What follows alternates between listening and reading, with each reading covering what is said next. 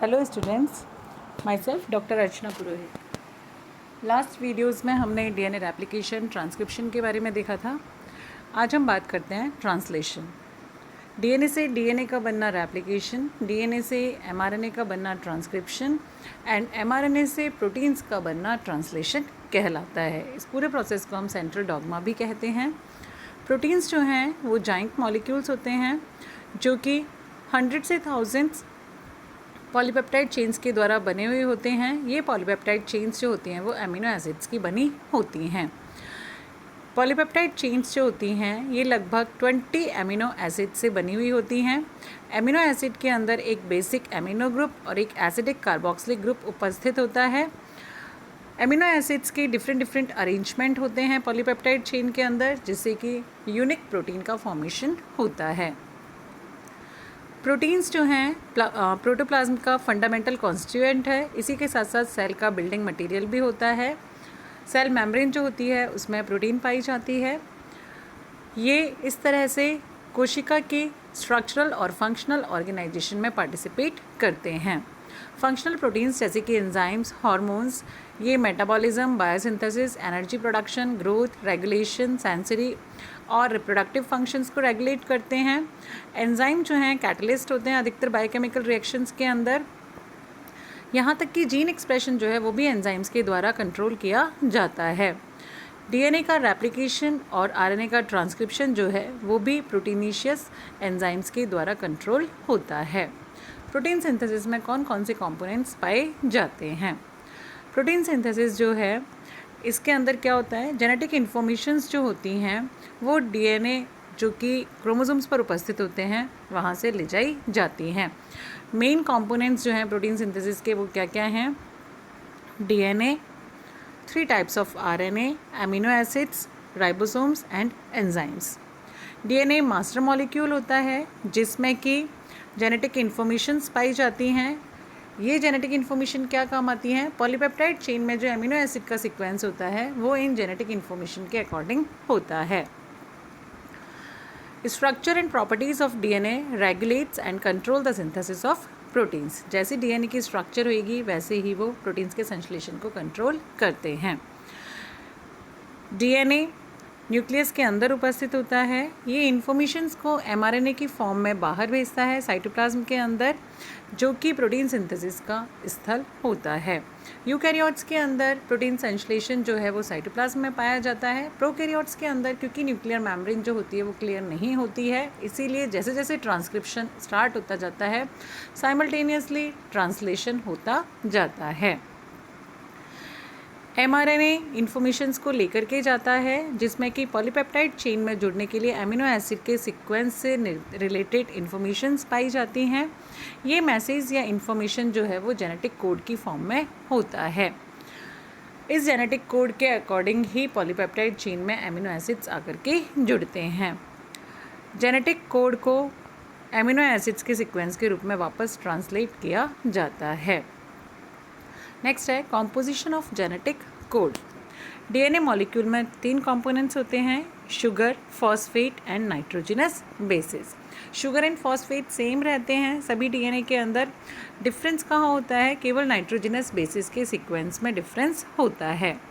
इस प्रकार से न्यूक्लियोटाइड्स या नाइट्रोजनस बेसिस के सीक्वेंस में जो डिफरेंस पाया जाता है डीएनए सेगमेंट के अंदर, वही क्या करता है? डीएनए की लैंग्वेज को निर्धारित करता है। और वो अपने मैसेजेस को किस फॉर्म में भेजता है? एमआरएनए की फॉर्म में भेजता है। एमआरएनए इस जेनेटिक मैसेज को जेनेटिक कोड की फॉर्म में लेकर के जाता है।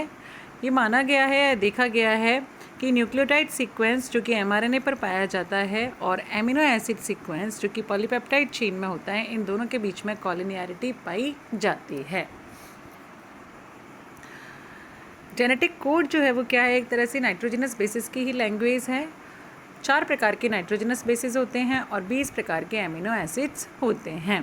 इस प्रकार 4 letter language of nitrogenous bases specify the 20 letter language of amino acids. Nitrogenous bases के 4 लेटर अमीनो एसिड्स के या 20 प्रकार के अमीनो एसिड्स की लैंग्वेज को निर्धारित करते हैं।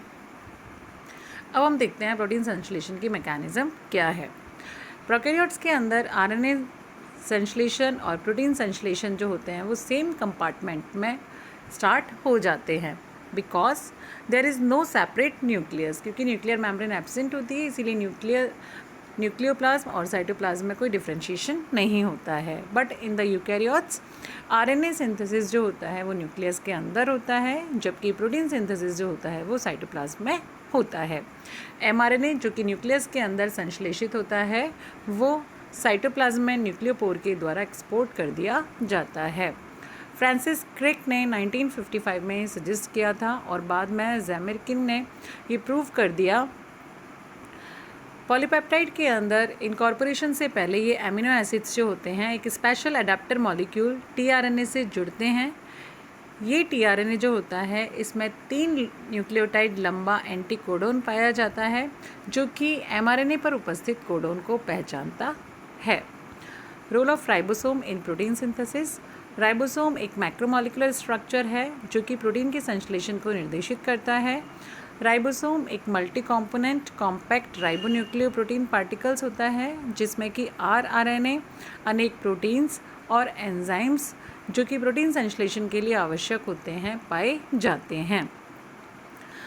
राइबोसोम क्या करता है, एक सिंगल एमआरएनए मॉलिक्यूल और टीआरएनए जिससे कि एमिनो एसिड जुड़ा हुआ होता है इनको साथ में लेकर के आता है। इस तरह से प्रॉपर ओरिएंटेशन में लेकर के आता है कि एमआरएनए मॉलिक्यूल का बेस सीक्वेंस जो होता है वो एमिनो एसिड के सीक्वेंस में ट्रांसलेट हो सके। एमआरएनए और टीआरएनए को इस तरह से साथ में ला देता है क्योंकि एमआरएनए पर जेनेटिक कोड होता है जिसको ट्रांसलेट करने के लिए टीआरएनए पर एंटीकोडोन पाया जाता है। तो राइबोसोम क्या कर देता है, इस तरह से इनको एक ओरिएंटेशन में लाता है कि एमआरएनए पर जेनेटिक कोडोन्स जो होते हैं उनको टीआरएनए डिकोड करता जाता है। राइबोसोम एक न्यूक्लियोप्रोटीन पार्टिकल होता है जिसमें 2 सब यूनिट्स होती हैं। ये दोनों सब यूनिट्स अलग अलग रहती हैं लेकिन पॉलीपेप्टाइड चेन संश्लेषण के समय ये दोनों साथ में आ जाती हैं। इकोलाई के अंदर 70S पार्टिकल पाया जाता है जिसमें 2 सब यूनिट्स होती हैं 30S एंड 50S। इनका एसोसिएशन एंड डिसोसिएशन जो होता है वो मैग्नीशियम आयंस की कॉन्सेंट्रेशन पर डिपेंड करता है। हाई मैग्नीशियम आयन कॉन्सेंट्रेशन होती है तब ये दोनों जुड़ जाती हैं यूनिट्स और 70S राइबोसोम बना लेती हैं। जब लो मैग्नीशियम कंसेंट्रेशन होती है तो ये दोनों सेपरेट हो जाती हैं। स्मॉल सब unit of ribosome contains the decoding centre in which charge tRNA decode the codon of mRNA. जो राइबोसोम की स्मॉल सब यूनिट होती है 30S उसमें डिकोडिंग सेंटर पाया जाता है जिसमें कि चार्ज टीआरएनए जो होता है वो एमआरएनए के कोडोन को डिकोड करता है। जो लार्ज सब यूनिट होती है उसमें पेप्टिडाइल ट्रांसफरेज सेंटर पाया जाता है जिसमें कि सक्सेसिव एमिनो एसिड जो कि पॉलीपेप्टाइड चेन में जुड़ते जाते हैं उनके बीच में पेप्टाइड बॉन्ड का फॉर्मेशन होता है। दोनों 30S और 50S सब यूनिट्स जो होती हैं वो आरएनए और प्रोटीन से मिलकर के बनी होती हैं। एमआरएनए स्मॉलर सब यूनिट की 16S आरएनए यूनिट से जुड़ता है। Near it's 5' and mRNA binds to the 3' end of 16S rRNA। 5' and जो है mRNA का वो 16S rRNA के 3' एंड से जुड़ता है। Main role of ribosome is the formation of peptide bond between successive amino acids of the newly synthesized polypeptide chain। Main role जो है राइबोसोम का वो क्या है, सक्सेसिव एमिनो एसिड्स के बीच में पेप्टाइड बॉन्ड का फॉर्मेशन। राइबोसोम में 2 चैनल होते हैं। लिनियर एमआरएनए जो होता है वो वहाँ से एंटर करता है और escape through 1 channel which has the decoding centre. This channel is accessible to the charged tRNA। Newly synthesized polypeptide chain escapes through the other channel. Direction क्या रहेगी ट्रांसलेशन की, अभी तक क्लियर है। चाहे रेप्लिकेशन हो, चाहे ट्रांसक्रिप्शन हो, चाहे ट्रांसलेशन हो, हमेशा 5' to 3' डायरेक्शन में ही होता है।